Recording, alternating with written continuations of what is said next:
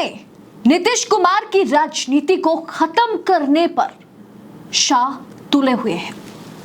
दरअसल नीतीश कुमार की वजूद को ही मिटाना अब अमित शाह का अलग से लक्ष्य बन चुका है और नीतीश कुमार की मौजूदगी को पूरी तरीके से बिहार में खत्म करने की कोशिश अमित शाह कर रहे हैं।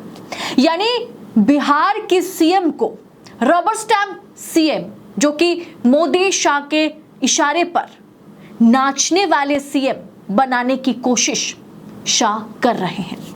दरअसल दोस्तों, बिहार में नीतीश कुमार और शाह दोनों के बीच लड़ाई जो है वो खुलकर अब सामने आ गई है।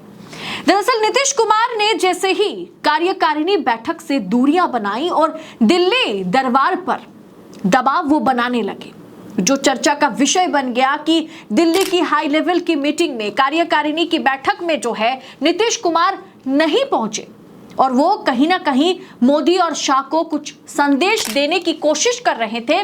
जब ये बात सामने आई तो खुलकर चर्चा होने लगी और जब ये चर्चा का विषय बन गया, जब ये सामने आने लगा कि कहीं ना कहीं मोदी और शाह पर नीतीश कुमार दबाव बनाने की कोशिश कर रहे हैं, जैसे भनक शाह और मोदी जी को लगी तो शाह ने गेम को ही पलट दिया। उन्होंने बड़ा गेम खेल दिया। संजय झा में और अमित शाह में डील पक्की हो गई। संजय झा और अमित शाह की डील पक्की होते ही संजय झा को कार्यकारी अध्यक्ष बना दिया गया और यह फैसला नीतीश कुमार को दिल पे पत्थर रखकर लेना पड़ा था। यह फैसला नीतीश कुमार ने नहीं बल्कि खुद अमित शाह ने लिया था, जिसे नीतीश कुमार के सर पर जो है दबाव की तरह कहीं ना कहीं रख दिया गया था। अमित शाह को समझ में आने लगा था कि नीतीश कुमार जो है वो किसी भी समय पलटी मार सकते हैं। उनके पास 12 विधायक, उनके पास 12 सांसद हैं। ऐसे में नीतीश कुमार को किसी भी सूरत पे रबर स्टैंप मुख्यमंत्री बनाने की जरूरत है। इसके बाद संजय झा और गृह मंत्री अमित शाह की बात करें तो गृह मंत्री अमित शाह के बहुत ही करीबी माने जाते हैं संजय झा। बहुत ही भरोसेमंद व्यक्ति हैं वो बीजेपी के लिए, आला कमान के लिए। इसके अलावा लल्लन सिंह जो नए नवेले मंत्री बने मोदी जी के कैबिनेट में, उनका दिल्ली आना जाना जो है लगातार बढ़ता जा रहा है। माना यह जाता है, एक्सपर्ट्स ये कहते हैं, लल्लन सिंह जो है ना वो मोदी शाह के गोद में जाकर के बैठ गए हैं। दरअसल संजय झा की बात करें जो कि अध्यक्ष है, कार्यकारी अध्यक्ष है, वो भाजपाई नेता है। उनकी राजनीति की शुरुआत बीजेपी से हुई थी और माना जाता है कि संजय झा ही वो व्यक्ति है, वो नेता है जिन्होंने इंडिया से नीतीश कुमार को अलग किया था, इंडिया से नीतीश को और नीतीश से इंडिया को अलग थलग किया था। भले ही 12 सांसदों के साथ नीतीश कुमार ने मोदी का समर्थन किया, लेकिन पलटू राम का भरोसा तो है नहीं। ऐसे में नीतीश कुमार पर हमेशा से मोदी और शाह कब्जा चाहते थे और अब वो कब्जा उन्होंने पा लिया। दोस्तों, केसी त्यागी के इस्तीफे को अब हल्के में मत लीजिए।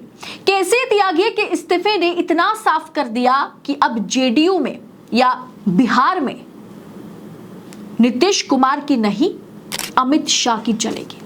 केसी त्यागी के लिए माना जाता है कि वो नीतीश कुमार नहीं चाहते थे कि केसी त्यागी जो है वो इस्तीफा दे। उन्होंने किस तरह से बेबाक अंदाज में लगातार उन्होंने जेडीयू का समर्थन किया, वो लगातार जेडीयू के पक्ष में, जेडीयू के लिए हर एक मंच पर लड़ते हुए नजर आते थे। राष्ट्रीय प्रवक्ता थे, सबसे बड़े प्रवक्ता थे और उन्होंने लगातार नीतीश कुमार का जो है सहयोग किया। लेकिन आज अचानक केसी त्यागी का इस्तीफा जो है उसके पीछे कहानी कुछ और है। दोस्तों, संजय झा और अमित शाह का इस तरह का दबाव रहा कि कहीं ना कहीं केसी त्यागी से इस्तीफा मांग लिया गया। जातीय जनगणना से लेकर के लेटरल एंट्री से लेकर के वक्फ बिल पर भी बीजेपी की किरकिरी किसी और ने नहीं, जेडीयू में नीतीश कुमार ने भी नहीं, नीतीश कुमार के सहयोगिता से केसी त्यागी ने बीजेपी की किरकिरी कराई थी वक्फ बिल, लेटरल एंट्री और जातीय जनगणना पर। इन तमाम 3 मुद्दे पर जेडीयू ने हमेशा से अपने पक्ष को एकदम साफ, एकदम क्लियर रखा। वजह केसी त्यागी रहे। लेकिन केसी त्यागी के सहारे ही नीतीश कुमार अपना वजूद बचा रहे थे, अपना स्टैंड जेडीयू ले पा रही थी। जैसे ही केसी त्यागी ने इंडिया के नेताओं के साथ मीटिंग की, क्योंकि उनको समझ में आ रहा था कि जैसे जितना मैं विरोध करता जा रहा हूं ना, या जेडीयू की ओर से मैं विरोध कर रहा हूं, मैं नीतीश कुमार का आवाज बन रहा हूं तमाम मुद्दों पर, तो संजय झा ने और अमित शाह ने उन पर दबाव बनाया और नीतीश कुमार से उनसे इस्तीफा मंगवा लिया। उन्होंने इस बीच इंडिया के नेताओं के साथ मुलाकात करी, जिससे मामला पूरी तरीके से बिगड़ गया। लेकिन सिर्फ केसी त्यागी नहीं, अब नीतीश कुमार पर भी हमला होगा। दरअसल हमला हो गया है। केसी त्यागी के इस्तीफा वो नीतीश कुमार पर बड़ा हमला है। केसी त्यागी के इस्तीफे के साथ शाह ने नीतीश कुमार को पूरी तरीके से पंगु बना दिया।